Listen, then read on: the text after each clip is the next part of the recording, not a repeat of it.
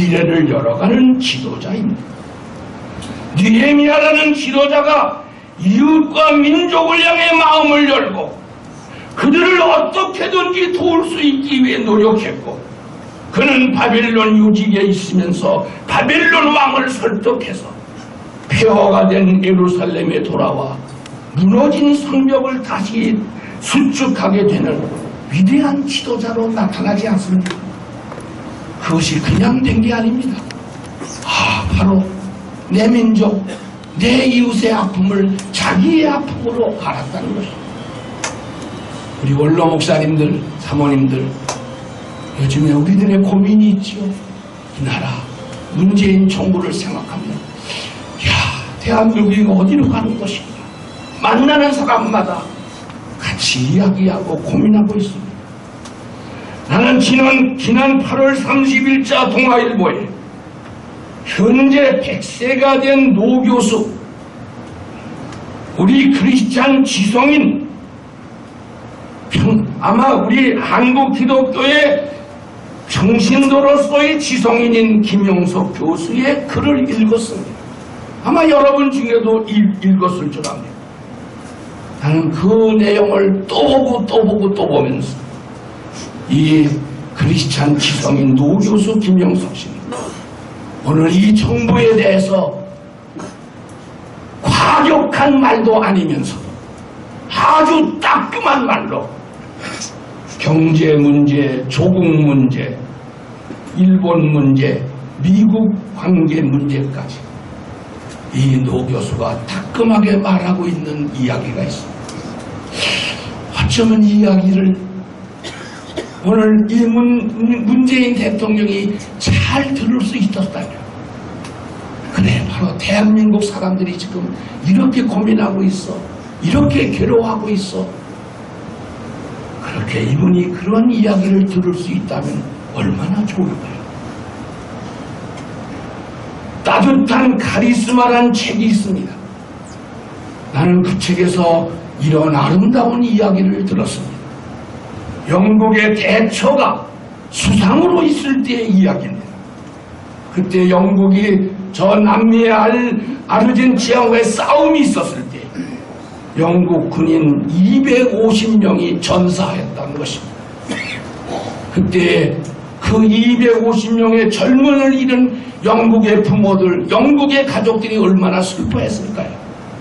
그런데 이때의 대처 수상은 자식을 잊어버린 그 영국의 아버지와 어머니와 그의 형제들을 생각하면서 그 바쁜 일정에 있는 수상이 한 가정 한 가정에 향해서 친필로 대처 수상이 그 가족 한 사람 한 사람마다 신이 편지를 써서 위로의 글을 보냈다는 것입니다. 대처 수상의 친필을 보고 있는 그 많은 영국의 유가족들이, 그래, 우리나라 지도자 최고야, 그러면서 그들이 힘을 내었다는 한 토막의 이야기. 어쩌면 이것이 진정한 카리스마가 아닐까요? 나는 이 나라의 지도자들이 이런 마음으로 국민들의 아픔의 소리를 들어주고 같이 울어주고 같이 웃어주는 지도자들이 되기를 바랍니다. 그럴 때 이 나라가 바로 되게 갈 수도 있습니다. 중요합니다. 마지막 셋째로, 느헤미야는 자신과 이웃과 민족을 향해서 마음을 연 지도자뿐만 아니라 그는 하나님을 향해서 마음을 열었다는 것입니다. 느헤미야는 선지자도 아닙니다. 느헤미야는 제사장도 아닙니다. 그럼에도 불구하고, 어쩌면 정치 지도자, 그럼에도 불구하고 본문 4절의 느헤미야는 이렇게 고백하고 있지. 하늘의 하나님 앞에서 금식하며 기도하였다. 느헤미야가 자기 자신을 향해서 마음을 열고 민족의 아픔을 내 아픔으로 여기는 그런 마음만 가진 것이 아니라 이 모든 문제를 하나님께서 해결해 주셔야 된다는 믿음을 가지고 하나님을 향해 마음을 열고 기도했다는 사실입니다. 아멘. 하나님은 스스로 돕는 자를 도와주십니다. 하나님은 자기의 권력이나 자기의 능력만 내세우는 교만한 지도자를 결코 도와주시지 않습니다. 하나님 앞에 겸손히 엎드려 기도하는 자를 도우십니다. 기도하는 자에게 영감도 주시고 비전도 주시고 지혜도 주십니다. 존 낙스가 이런 말을 했지요. 100만의 군인보다 한 사람의 기도가 위대하다. 어쩌면 이 시대에 우리들을 향한 주님의 말씀이 아닐까요? 오늘 우리 원로 목사님, 우리들의 원로의 삶 다 다양할 수 있지만 우리가 한 가지 할 수 있는 거, 하나님을 향해 기도해야 합니다. 정말로 기도해야 합니다. 우리가 목회했을 때만 아닙니다. 원로된 우리들이 할 수 있는 게 무엇일까요? 설교일까요? 신방일까요? 아니요. 기도. 아멘. 나는 지금도 이런 이야기를 잊을 수 없습니다. 6.25 때 인민군이 낙동강만 넘어오면 부산을 완전히 점령해 이 땅이 공산화될 수밖에 없는 위기 속에 있을 때 부산에 몰려온 목사님들, 장로님들, 성도들 초량포에 모여서 며칠 있으면 부산까지 공산당이 쳐들어올 수밖에 없는, 이미 이 나라 정부는 제주도로 피신을 갔던 그 상황에 초랑교에 모여서 눈물로 기도한 목사님들의 기도, 장로님들의 기도, 하나님은 그 아슬아슬한 순간에 저 일본에 있는 메가더를 동원시켜 인천 상륙을 감행함으로 우리가 정말로 놀랍게 이 대한민국이 세워진 줄로 믿습니다. 우리가 북한에 있었다면 여기 살아남을 수 있었을까요?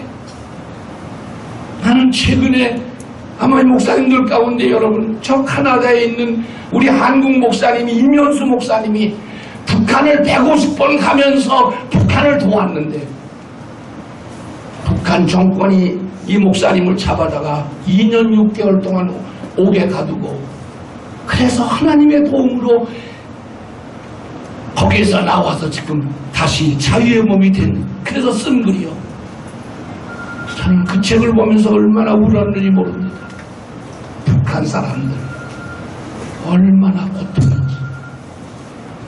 김일성의 우상, 김정일, 김정은의 우상 앞에 떨고 있는, 아니 어느 마을에 불이 났는데 말입니다. 집이 타고 있는데 자식이 그 안에 있는데 자식을 건지지 않고 들어가서 김일성의 사진을 들고 나오는 그 사람을 와 표창을 하고 애국자라고 그러고, 자식은 다 죽었는데 김일성 사진을 들고 나오는 그 사람을 대단한 애국자라고 생각하는 북한 정부. 여러분, 오늘 우리 원로 목사님들이 이렇게 모여서 우리들이 이 나라 이 민족의 위기를 걱정하고 우리가 안타까워하면서 하나님이 이 나라를 지켜주셔야 됩니다. 하나님이 함께 하셔야 됩니다. 미래를 열어가는 지도자가 나와야 합니다. 어쩌면 저희들도 그런 지도자가 되도록 노력해야 합니다. 세 가지가 열린 지도자, 자기 자신을 향해서, 이웃을 향해서, 민족을 향해서, 그리고 하나님을 향해서 열린 미래를 열어가는 지도자가 있을 때 이 나라가 미래가 밝아지게 될 줄로 믿습니다. 나는 오늘 특별히 우리 원로교회 또 큰 힘을 주신 김재룡 목사님, 담임 목사님으로 취임하게 된 것을 감사하고 축하드립니다. 마지막으로 어느 책에 이런 글을 제가 여러분에게 읽어드리고 제 설교를 마치려고 합니다. 그 이런 글은 이 책은 이렇게 말했습니다. 리더와 보수의 차이. 리더와 보수. 영어로 말하는 거지만 다 지도자를 말합니다. 그런데 리더와 보수는 다릅니다. 이런 글입니다. 리더는 사람들에게 희망을 보여주고 보수는 사람들에게 겁을 준다. 리더는 함께 가자고 인도하는데 보수는 가라고 명령한다. 리더는 공개적으로 일하지만 보수는 등 뒤에서 일한다. 리더는 귀가 여러 개 있지만 보수는 귀가 없다. 리더는 자신의 약점을 숨기지 않지만 보수는 자신의 약점을 숨기고 변명한다. 리더는 사람을 설득해서 이끌어가지만 보수는 힘을 가지고 몰고 간다. 리더는 선의를 가지고 말하지만 보수는 권위를 가지고 일하고 있다. 리더는 우리가 한다고 말하지만 보수는 내가 한다고 말한다. 우리 다시 한번 깊이 음미해 볼 만한 그런 글이 아닌지요. 기도합시다.